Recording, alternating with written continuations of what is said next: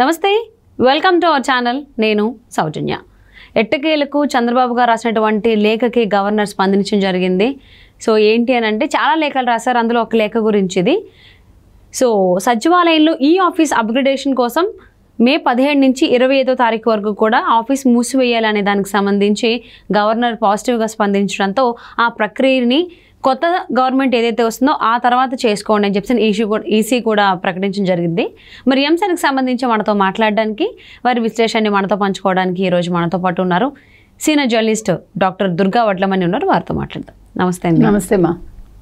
So Andhra Pradesh ప్రభుత్వం, ఇప్పుడున్నటువంటి ఆపద్ధర్మ ప్రభుత్వం, మే 17 నుంచి 25వ తారీఖు వరకు కూడా సచివాలయంలో ఉన్నటువంటి ఈ ఆఫీస్ని అప్గ్రేడేషన్ చేయాలి కాబట్టి ఆ ఆఫీసులు మూసివేస్తున్నామని చెప్పడం జరిగింది.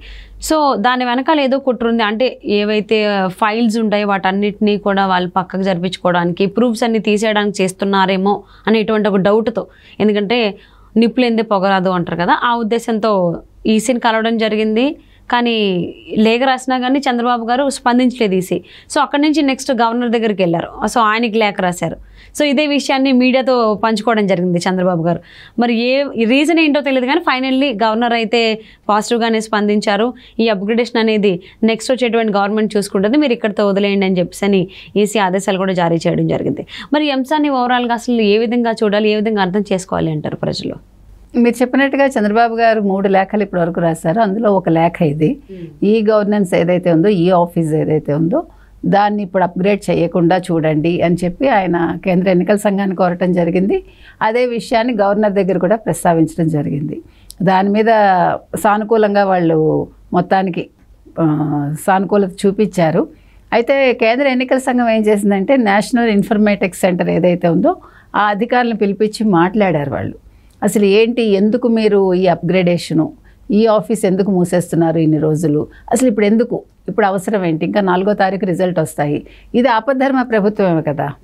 యాక్చువల్గా ఆపద్ధర్మ ప్రభుత్వానికి ఏ అధికారాలు ఉండవు, వాళ్ళు ఉంటారు అంతే, నామకే వస్తే ఉంటారు, ఎటువంటి నిర్ణయాలు తీసుకోకూడదు వాళ్ళు. కానీ ఎటువంటి నిర్ణయాలు తీసుకోకూడదు. కానీ ఏమైందంటే వీళ్ళు వచ్చి అడిగాక ఆ అధికారులు ఏదో వాళ్ళు చెప్పడం జరిగింది. చెప్పినా కూడా అధికారులు వాళ్ళంటే సంతృప్తి చెందలేదు అధికారులు చెప్పిన దాంతో. అందుకోసమని వాళ్ళు ఏం చేశారంటే, ఇప్పుడు మీరు ఇటువంటివి ఏమీ చేయకండి, మీరు అసలు 4వ తారీఖు రిజల్ట్ వచ్చే వరకు, అంటే నెక్స్ట్ ప్రభుత్వం ఏదైతే వస్తుందో అది ఎవరు వస్తారో మనకు తెలియదు కదా, అంతవరకు మీరు ఎటువంటి చర్యలు తీసుకోవద్దని చెప్పారు వాళ్ళు. సో దీని మీద ఇప్పుడు ప్రతిపక్షాలు చాలా సంతృప్తిని వ్యక్తం చేశాయి. అయితే అసలు ఎందుకు వీళ్ళు ఇలా చెప్పారు, చంద్రబాబు నాయుడు వాళ్ళు ఎందుకు వద్దన్నారు అని ఆలోచిస్తే, ఇప్పుడు చాలా అవకతవకలు జరిగాయి మనకు తెలుసు. గత 5 ఏళ్లలో ఇప్పుడు ఏ ప్రభుత్వం అయితే ఉందో, వైసీపీ ప్రభుత్వం, జగన్మోహన్ రెడ్డి ప్రభుత్వం ఏదైతే ఉందో, వాళ్ళు చాలా అవకతవకలకి పాల్పడ్డారు. చాలా అవినీతి జరిగింది. వాళ్ళు చాలా అప్పులు తీసుకొచ్చారు. ఈవెన్ ఇప్పుడు ఈ 10 రోజుల్లో కూడా యాక్చువల్గా జూలై వరకు కేంద్ర ప్రభుత్వం ఏదైతే, జూలై ఏంటి, ఈవెన్ సెప్టెంబర్ వరకు, అక్టోబర్ వరకు అనుకుంటా, మీరు ఇన్ని వేల కోట్లు తెచ్చుకోవచ్చు అని ఇస్తుంది కదా కేంద్రం తరఫున రాష్ట్రం తెచ్చుకునే నిధులు. సో అది కూడా ఇప్పుడు తొందరగా తెచ్చేసుకుని వాళ్ళు దాన్ని ఏదో చేయాలని అనుకున్నారు. సో ఇవన్నీ కూడా ఉంటాయి. అంటే వాళ్ళు చేసే పనులన్నీ కూడా ఇప్పుడు ఏవి తాకట్టు పెట్టారు, ఏవి తాకట్టు పెట్టలేదు, ఇప్పుడు ఎంతెంత పెండింగ్ బిల్స్ ఉన్నాయి మనకి ఏమీ తెలియదు. ఒక ఆరోగ్యశ్రీ వాళ్ళే మాకు 1500 కోట్లు ఇవ్వాలి మీరు, మేము సేవలు నిలిపేస్తామని ఆ మధ్యన అన్నారు. మళ్ళీ దాని మీద ఫర్దర్గా ఏమైందో మనకు తెలియదు. సో ఇలా ఒక్కొక్క శాఖలోనూ ఎంతెంత పెండింగ్ బిల్స్ ఉన్నాయి, లేదు వీళ్ళు ఏవి అప్పులు తీసుకొచ్చారు, ఏది తాకట్టు పెట్టారు అన్న విషయాలు మనకు తెలియదు కదా. సో వీటన్నిటి మీద ఇప్పుడు వీళ్ళు ఏదైనా మసిపూసి మారేడుకాయ చేసి, వీళ్ళు దీన్ని కనుక ఏదైనా వాళ్ళు మొత్తం అన్ని, అంటే ఫైల్సే మాయం చేసేసి, లేదు చిప్పులు మాయం చేసి, లేదు వాళ్ళు ఈ పెన్ డ్రైవ్లు మాయం చేసి, లేకపోతే లోపల ఉండే వాటిని మాయం చేస్తే దానికి ఎవరు బాధ్యత వహిస్తారు రేపొద్దున్న? చాలా పెద్ద విషయం కదా ఇది. ఇప్పుడు ఒక ప్రభుత్వం 5 ఏళ్ల పాలనలో 14 లక్షల కోట్ల అప్పు తీసుకొచ్చింది ఇంచుమించు, అంటే 13.5 లక్షల కోట్ల అప్పు ఉంది. ఈ అప్పులన్నీ అసలు ఏంటి అనేది తెలుసుకోవటానికే వచ్చే ప్రభుత్వానికి కొన్ని నెలలు పడుతుంది. ఇంకా ఎన్ని పేమెంట్స్ చేయాలి అది కొన్ని నెలలు పడుతుంది. సో వచ్చే ప్రభుత్వానికి ఇదేమీ మామూలు విషయం కాదు. నెత్తి మీద పెద్ద ముళ్ళ కిరీటం పెట్టి ఈ ప్రభుత్వం వెళ్తుందన్నమాట. సో అందుకని ఇలాంటివన్నీ కూడా ప్రతిపక్షం తొందరగా మేల్కొని ఈ రకంగా అడగడం చాలా గొప్ప విషయం. ఎందుకంటే ఇప్పుడు చూసారు కదా మీరు డిఫరెన్సు, ప్రతిపక్షం చాలా అలర్ట్గా చాలా ఇదిగా ఉంది. అధికార పక్షానికి చెందిన ముఖ్యమంత్రి గారు గంటకి 12 లక్షల రూపాయల ప్రత్యేక విమానంలో లండన్ వెళ్ళాడు ఆయన. So see the difference. పాపం పేద ముఖ్యమంత్రి కదా, నిరుపేద ముఖ్యమంత్రి గంటకి 12 లక్షలు ఖర్చు పెట్టుకుని వెళ్తాడు లండన్కి. ఎంత అసలు అందులో స్పెషల్ సీట్స్ ఉంటాయట, స్పెషల్ పడకలు ఉంటాయట. అసలు ఎంత బాగుంది వినడానికి కూడా మనకి. నిరుపేదలకి పెత్తందారులకి మధ్యలో పోరాటం అన్నాడు ఆయన. అంత నిరుపేద ముఖ్యమంత్రి పాపం స్పెషల్ ఫ్లైట్ అర్ధరాత్రి వెళ్ళాడు లండన్కి ఆయన. మరి ఎన్ని సూట్ కేసులు పట్టుకెళ్ళారో, ఏం చేశారో, ఎన్ని వేల కోట్లు వెళ్ళాయో. ఈ 14,000 చిల్లర కోట్లు వేయలేదు, ఇంకా 2,000 కోట్లు ఎంతో వేశారు. ఎవరికి? 1982 కోట్లేమో లబ్ధిదారులకు వేశారు, 2,100 కోట్లేమో అంటే 2,100 కోట్లేమో కాంట్రాక్టర్లకు వేశారు. ఎంత సహృదయులు! కాంట్రాక్టర్లకి 2,100 crores వేశారు, లబ్ధిదారులు జస్ట్ 1982 crores. అందుకని ఇవన్నీ ఇంకా మిగతా డబ్బులు ఏమయ్యాయి ఇవన్నీ మనకు తెలియదు. అవన్నీ సూట్ కేసుల్లో వెళ్ళాయా?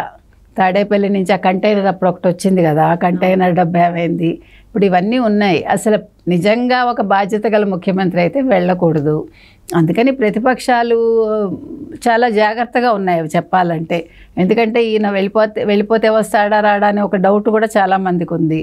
సరే, ఆయన వస్తాడా రాడా పక్కన పెడితే 4వ తారీఖు వరకు మాత్రం వీళ్ళు అంటే ప్రతిపక్షాలు వాళ్ళు కంటి మీద కునుకు లేకుండా ఉండాలంటారు చూడండి, ఆ రకంగా కంటి మీద కునుకు లేకుండా ఉండి, సో ఈ స్ట్రాంగ్ రూమ్ల విషయంలో కూడా వీళ్ళు చాలా అప్రమత్తంగా ఉండాలి. ఇప్పుడు అందుకనే సిఆర్పిఎఫ్ బలగాలు అయితే వచ్చాయి. ఇది ఎప్పుడో మనం చెప్పాము ఇవన్నీ ముందే రావాలని. సో ఇప్పుడు జరిగిన తప్పిదాలన్నింటికి ఒక రకంగా కేంద్రం కూడా కారణమే. ఎందుకంటే డీజీపీని ఈ మధ్య కాలంలో మార్చారు, సిఎస్ని మార్చలేదు, ఇంటెలిజెన్స్ అతన్ని కూడా ఈ మధ్యలో మార్చారు. ఇట్లా చాలా జరిగాయి. ఎందుకంటే పైనుంచి వ్యవస్థ మొత్తం చెదలు పట్టేసిందమ్మా, డీజీపీ దగ్గర నుంచి కింద లెవెల్ వరకు. అందుకే ఈరోజు ఇన్ని అల్లర్లు జరిగాయంటే కింద నుండి ఆఫీసర్లు కావచ్చు, అంటే పోలీస్ ఆఫీసర్లు కావచ్చు, ఎవరైనా సరే మాట వింటలేదు. అందుకని వాళ్ళు ఇంకా ప్రభుత్వానికే కొమ్ము కాస్తున్నారు. పైన అధికారి, కొత్తగా వచ్చిన అధికారి మాట వింటలేదు. సిఎస్ కూడా ఏం చేయాలో అది చేస్తున్నాడు.